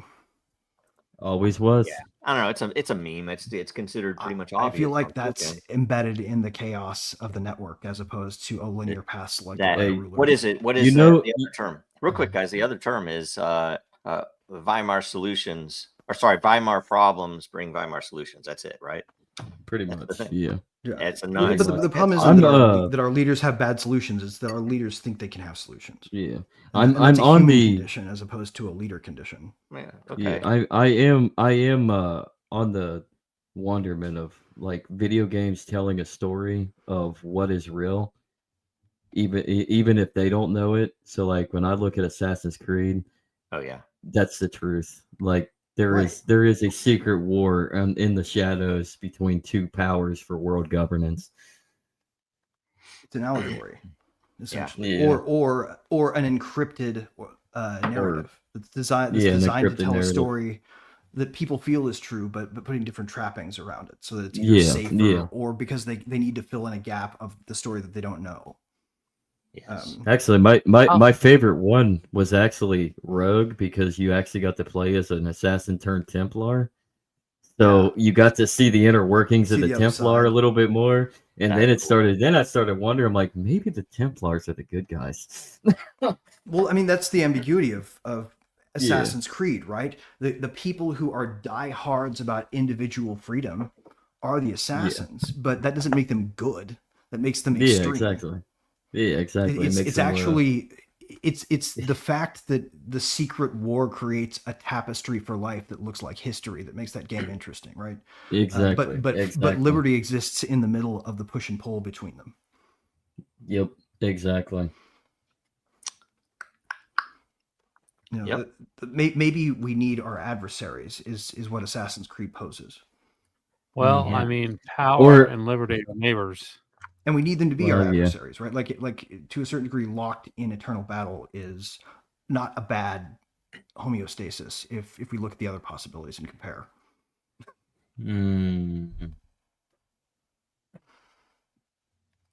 Yep. You know, like maybe the fight we're all having should stop being so existential. Huh. And start being more like maybe we should all enjoy the kayfabe a little more and start. I'm gonna go touch grass now. I'll see you guys later. I'm being a contrarian, you guys know. Like I'm not espousing these as beliefs. I'm just trying to fuck with some crazy baseline and see if anybody says anything weird. Because what I'm saying, I haven't seen this one for a while, right? It's fun. It's funny thought. Oh, the next one is great. The next one is really good, and I've found this in the past, but if I'm ever looking for it, I can never find it again. All right, so it is this one. Dude, it's hilarious. Yeah, it looks like a gas station drink mascot. Are those Canadian cops or something? He wants you to drink the Italian 3 times the size of a can of Monster one. That's locally branded. Is that actually in Italy? I don't know. Apparently, it says Italian cops, but they do look like they might be Canadian. There's writing on the wall behind it. I'm pretty sure it's Italian. Oh, what does that say? Wait, where do you see it? Mims and Mickle. Yeah. It says Mims and Mickle. Hey, I bet you that'd probably be enough to figure out where that actually is, unless that's. The one Italian word I know, oro, is it just means gold. The only thing I know is da Firenze. It's just Florence. You're unfortunate to be the person who got bisected down the middle on the right side of the photo. Like nobody was flattering when you cut off part of their symmetry. Yeah, I learned all my Italian from Assassin's Creed 2, but then I forgot it. 7-Eleven national. Yes, it's probably a good angle to measure things, right? Anyway, no, I don't think that's true. I think that's wrong. I think they should rename. I think they should rename all the 7-Elevens. Yeah, they should rename the 7-Elevens to 7-7. That would be a sick joke. That would be mean. A lot of people would get lost in Japan. I mean, I wouldn't say necessarily a great country, but maybe a decent country. That was the only when you go to Japan, 7-Elevens are like your Western friend. Maybe. Right. Only reason I want to name it 7-7 is just to get at the British. Don't forget about Lawson. We could just change it for the Britain ones. It could be a war measure. What do you think? Pending British invasion, where we go liberate the people and they greet us as liberators.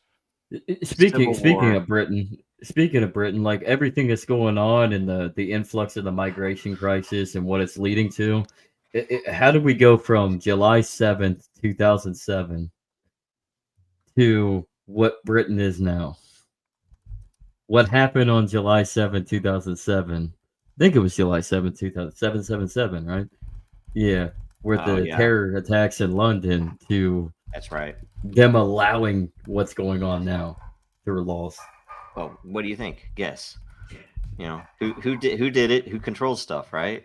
It's like I'm trying to be nice towards Israel right now. Yeah. Yeah. Kind of hard.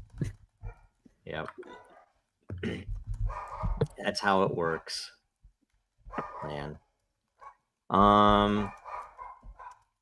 Somebody's dog is not mine this time. I think it's Greg's this time. Oh, these are great. I love all of these. Memories of butter. Oh my god. Like, what in the world? That's hilarious. It's actually kind of a great brand. Yes. And then it has like speaking of British, it's existential butter.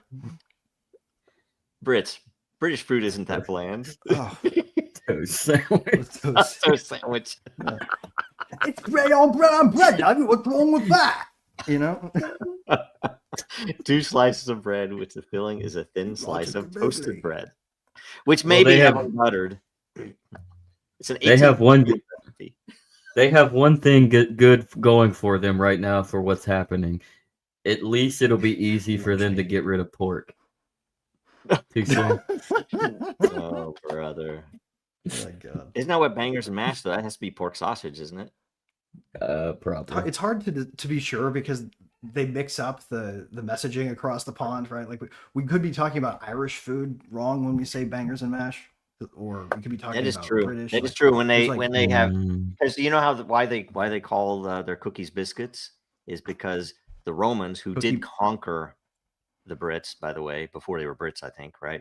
The Romans. Well, the Brits weren't even it was there. biscotti. Right? Britons. It was biscotti, so they were biscuits. There. Brits still had They're really a lot good. of Nordic blood and a lot of Yeah. Saxon blood to get injected into them by invasion. Yeah. To become the who they are today. Anglo-Saxon Jute. What about the Britons? The Britons were always conquered, just by different people. Yep. Yeah. Mainly Celts. My take on the Britons. Sorry, guys. Yeah, the Celts. The cool Celts. Good people. They've always been having a dialectic with freedom from underneath the. And the boots Gauls. The power. Gauls are also hard to kind of figure out where, I mean, they're French generally, but it's not exactly just the French. Not right? quite. Dude, Yeah. I wonder if the Scottish Enlightenment and all the Enlightenments weren't reactionary movements. Now that I'm thinking about this. Yes, they were. They were all reactions. Because if you think about it, if you think about the reason for so many salient stories from England being about freedom, maybe it's because they're frequently living under the oppression of tyrants. Oh, sorry, guys, I'm not picking the they're finally free to tell stories. Their stories of people's defined by a dialectic with oppressive power being overwhelmingly crushing. God, I'm sorry, these are kind of rough. I'm not They've looking at always them been before I'm under a showing boot and tricked into thinking it's freedom, and that's the British pathos. Jesus, crazy stuff. I'm sorry, guys. Oh, here's the dude. This dude is the head of Pfizer. Look at his freaking neck. What the hell? It's like, you tell me these people aren't lizard people? How in the hell does this? No, they're lizards. What the hell, man? It's what happens to your skin under studio lighting. Is that it? Maybe that's it. Okay. All right. It's called an elite tan. This is what happens when the oh, go ahead, Lisa. Well, I think you're talking about that guy's neck on the right. Yeah. What the hell? And the absence of neck on the left. That's the CEO of Pfizer, who, by the way, was a veterinarian. It's like a neck gradient. Yeah. He was a veterinarian. The CEO of Pfizer. Well, why? Because we are all animals. Oh, then we are all animals. I come to the Who belief. does he look like? Truman Capote or something? Like the glasses plus the face on the left. This guy's. I don't know. This guy's a weird looking dude. It's probably some type of mask. He has to be some type of alien, no? I come to the belief that what happened when the northern tribes were conquered by the Assyrians had the Anunnaki blood in them from all the mixing with the Sumerians and the Babylonians, and so that's what happened. Assyrians. I was like, huh? Yeah, and then I got you. Assyrians. Yeah. So then when the Assyrians conquered the northern tribes and they forced them to mix breed to get the Sumerians. I never understood where the Anunnaki. There's also some stuff about the it's a conquest style to interbreed. What the Cro-Magnon, and the whatever. Anyway, we're all other weird stuff. There's an interesting way to think about that too. Like maybe the Cro-Magnon got named just because we found a border and decided to draw a line, and really the whole subspecies thing is a gradient, right? Like a really fine gradient, to where like next door to the people we decided to call Cro-Magnon versus the people we decided to call Neanderthal. Yeah. The line is really sharp, but in reality, if you checked everybody, then you would see the gradient evaporate. It's really like more of a sampling area that there's a boundary, I guess. Yeah, I think that's probably true. What do you Greg, I identify as a Neanderthal. I don't know what this Oh, we all Cro-Magnon have is. it. Honestly, I know. we all I have know. little bits of each. Yeah. Homo erectus. Homo sapiens is a Homo pastiche of all of sapien. them. Mm-hmm. And it's the most dominant, but it's What the is most dominant what is lived. what is the difference between Homo sapien and Homo sapien sapien then? Homo sapiens I've sapiens is how we distinguish the fact that primitive man lived in caves and technology. Homo sapiens, the extra sapiens means humans plus technology, essentially. Okay, so it's not like a northwest or a south. No, it's literally a way of saying early humans lived like animals, though they're genetically Homo sapiens, and current humans live not like animals, and so they're Homo sapiens sapiens. Okay. All right. That's all right. Okay. Early man versus late man is still Homo sapiens, is the idea. But we got to draw a distinction because there are tiny evolutions that we can point to if we insist on sublimating ourselves further from nature like we keep doing. I personally think it's a mistake because we're really all part of the eukaryote empire. But okay. I'm sorry, what empire? I've never heard the eukaryote empire. Actually, we're going to talk about this tomorrow. This is where the theories come. Okay. The great team up, right? When the mitochondria invaded this DNA-based thing that had all this awesome storage, but no energy to handle anything else but sit there and store information. So the mitochondria gets into the cell and goes, you know what? Deal time. I'll be your powerhouse. Hook up this RNA system and let me have control of the DNA and I'll store information on it. Probably already dead. But then I'm going to work for our mutual benefit. And then we got enough energy from its ATP to do multi-cell signaling. We live in the eukaryote empire of multicellular life. Adenosine Still just triphosphate. eukaryotes. I know what ATP is. This one's creepy. Our team is the whole planet, not just us. Okay. Oh, except for those prokaryotes. Those bastards are our slaves. This one's great. This one is really funny. I think it's funny in some ways. Maybe other ways it's not funny, but it is a funny juxtaposition. What is this, Hell Girl? Probably. No, it's COVID propaganda. Wait, is it really COVID propaganda? No, it's a black. What is it? Note. Then that's L, Death Note, but Death Note, Hell Girl was another one where they did it on a computer, and basically it's a rip off. Really? I never heard it. Yeah. Anyway, it was funny. Let's see. It was on IOC a long time ago. That's a good one. Yeah, some good. See, this is some good dad jokery. This is my great. jam. This is my favorite. I love frequency of humor. Yes. Oh man, I can't show that one. I was about to show one that would got me in trouble. Oh, just show it. Just blink it real quick, and then we'll talk about what we think we saw. Oh, okay, this one is it. Oh, you want me to show it? I'll show it to you if you really want. If you really want. Blink. Let's see here. Bad. It's not that bad, but there's nothing you can't say. This one. Make a blow for free speech. This one is what's his name's? What's his name? The Unabomber, Kaczynski. Are we afraid to say anything on here? I think we should just put it up. There we go. Yeah, maybe not. Alex Jones. I don't know. Ted Kaczynski. A lot of people say I don't know. I'm still like, oh, it is. He's an interesting as a philosopher. I'm still on the fence He on would if have been he interesting was, as a philosopher if he stayed off the bombing shit.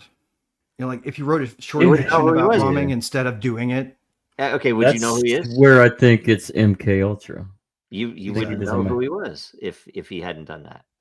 I don't know. I think people would probably like the book. The guy was a good writer. Yeah, that's true. He was. And I mean, kind of a waste, honestly. That's the sad part is he was smart. Yeah. Well, probably just drove him crazy with what he had to deal with. Yeah. Well, he drove himself crazy. I can for one. I went to live in isolation. I can. What's the word? I mean, I could see where somebody could get driven that way. So, anyway, right. Self-imposed solitary confinement's a hell of a drug. This beautiful scene from some war land, because I think that's what is that? That's I believe this is an illegal, like a internationally illegal. What is it when they drop magnesium on fire to burn everything? It's pretty. It's really it pretty. is That's pretty. what that is. It's You kind can of sort of pretty empathize with scary. people who want to watch the world burn when you see this. Yeah. Mm-hmm. And you can guess who did it. One of our allies. Guitar. Creepy. It was Guitari. Yeah. It Let's was see Guitar. here. I ain't dying for Guitar. This one you dude. can't hear the audio, but this one's like kind of crazy. It's like, whoa. It's like I don't know if it'll have all the subtitles. I wanted to see what Zach and Andrew think about these, but I'm not playing the audio, so we'll never know.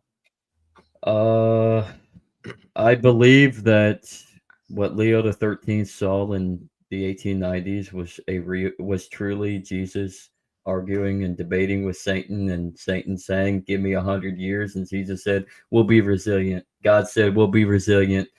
You have 100 years, and we are in spiritual warfare." Yeah, that's probably true. Either way, So, yep.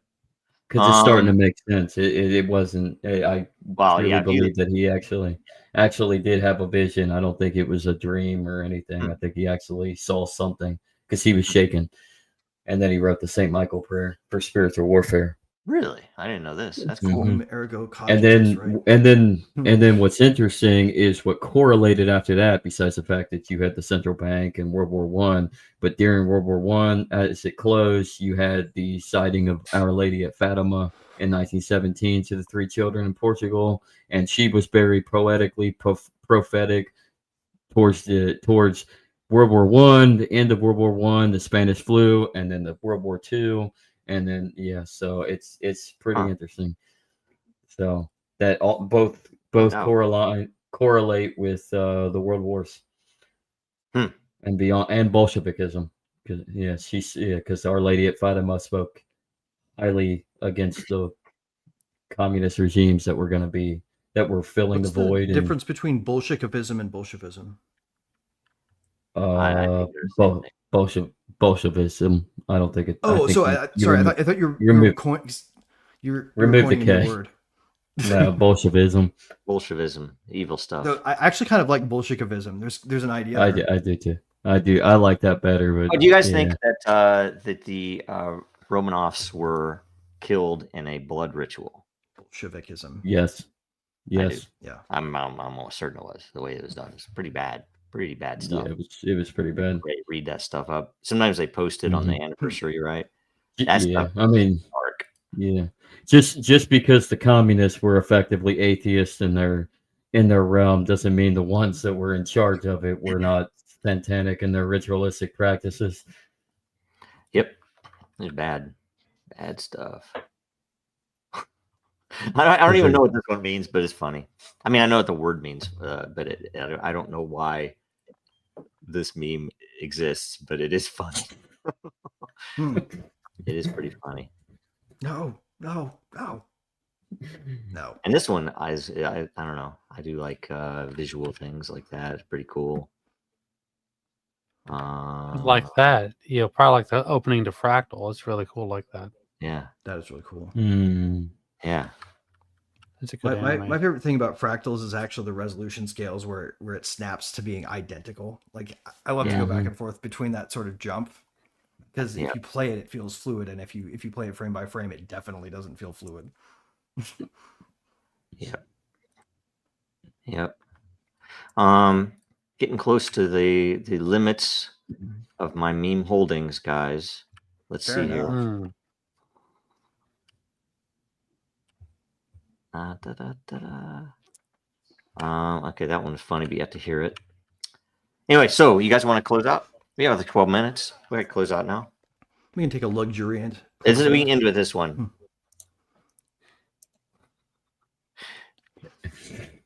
This is where we're. I mean, and this is from 2022, but this is so realistic, and so it was obvious.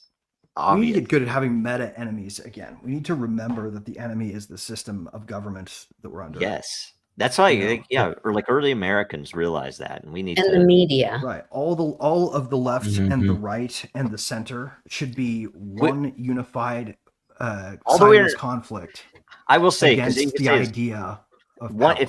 if anybody, and here's the thing, until we can name our enemy, and you can say this, but back when I thought the enemy was militant Islam after 9/11, they had me convinced of that.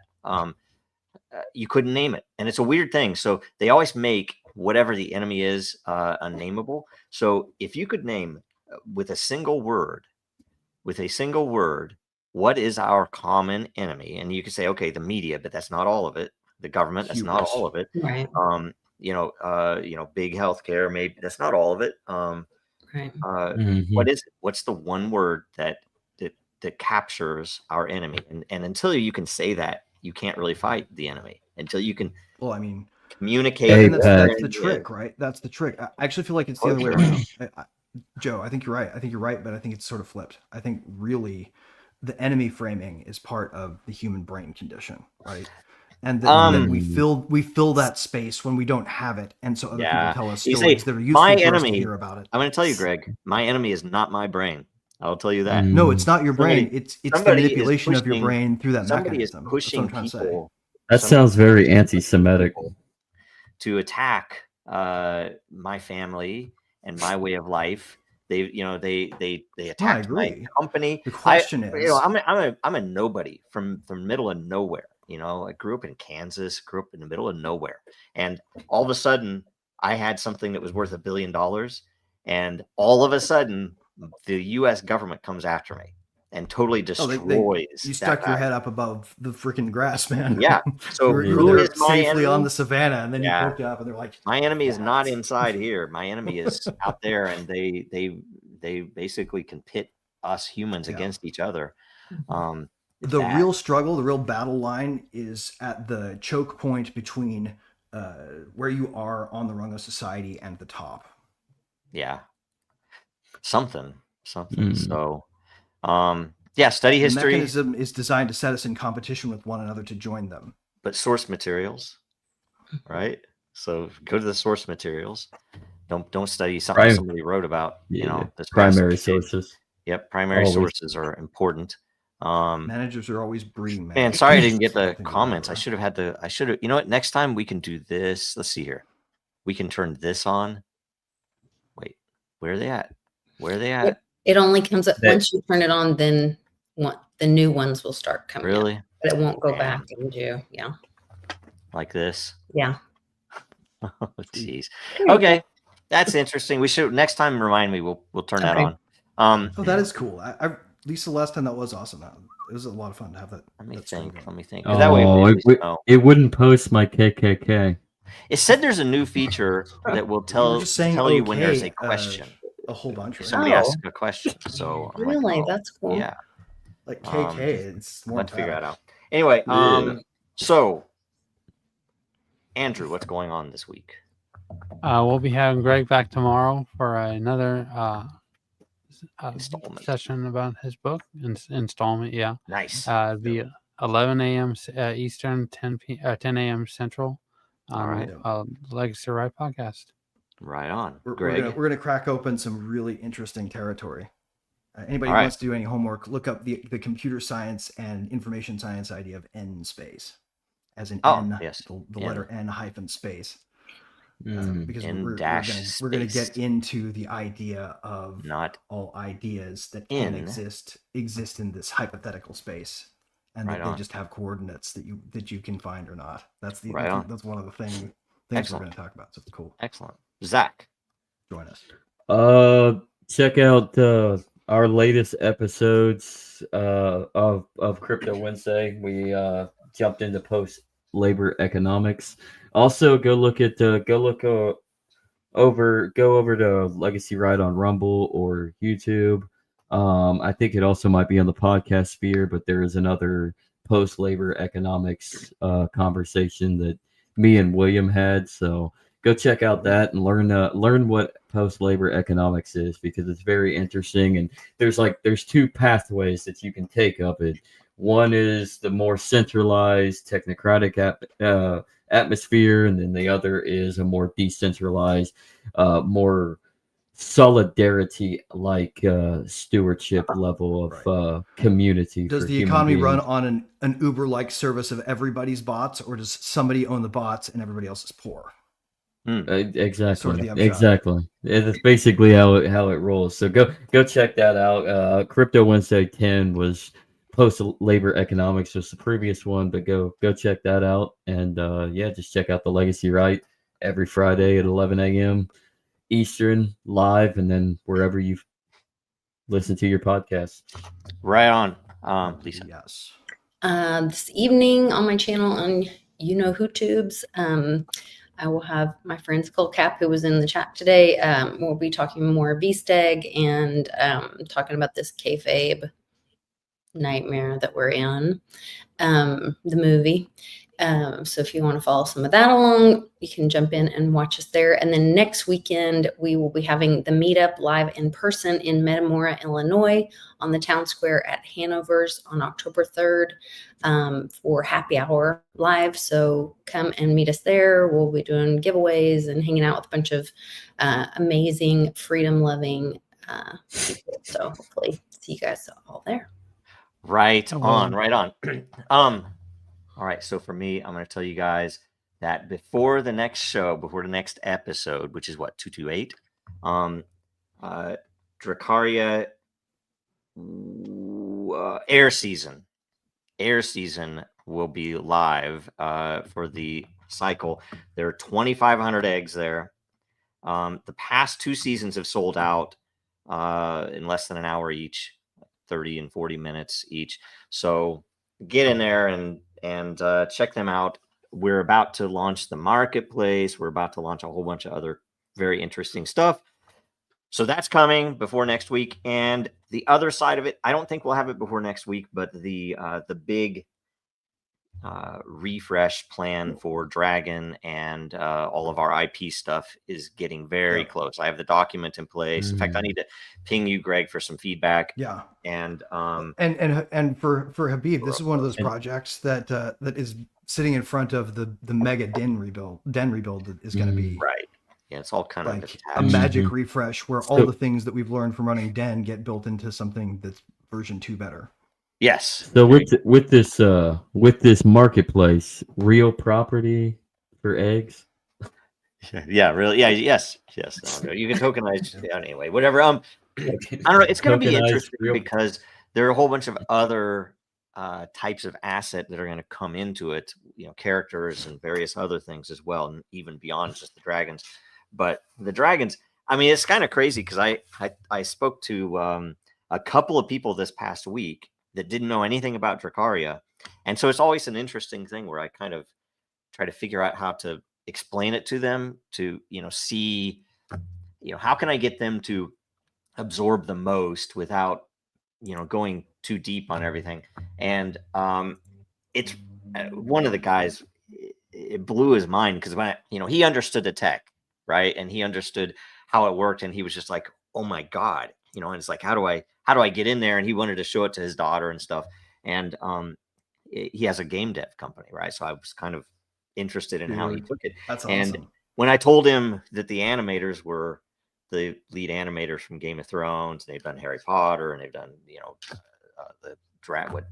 House Dragons and all that, he was it just went over the top. So I was like, we just need to get more people to know about it. It's still very early. So my egg, by the way, is still incubating. Yes, this is going to be a tank. Wow. It's awesome. It's awesome. I don't know. The team still has a few of them that are still incubating, so it's very good. Very good. I am very excited about the fact. I want to keep going. I want to be like the biggest freaking HP well on the team. That's next Wednesday at noon Central Time is when that starts, the air season.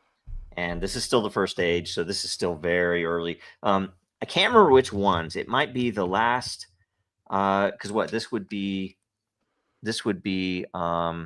October, right? That is that right? Yeah, it'd be October. The November, I think it might be the first season of the second age in Dracaria is the day before Thanksgiving, and the second season is the day before Christmas. And so we're like, I'm gonna have to try to figure out how to do all of the traditional, Black Friday. How do we pump up people buying keys to give to their kids for Christmas and stuff? I don't know. Anyway, that's on my head, on my mind. You should just put up like things with hidden keys in them on like eBay, and just like buy your kid this pair of socks for Christmas, and stuffed in here is your key. Yes. No, that's a good idea. We just put some around, right? Not a bad idea. I have a suggestion for that, but we're almost out of time, so Okay. I'll tell you about it later. Yes. All right. We'll see you guys later. No play out. Bye. Yep. TTYL.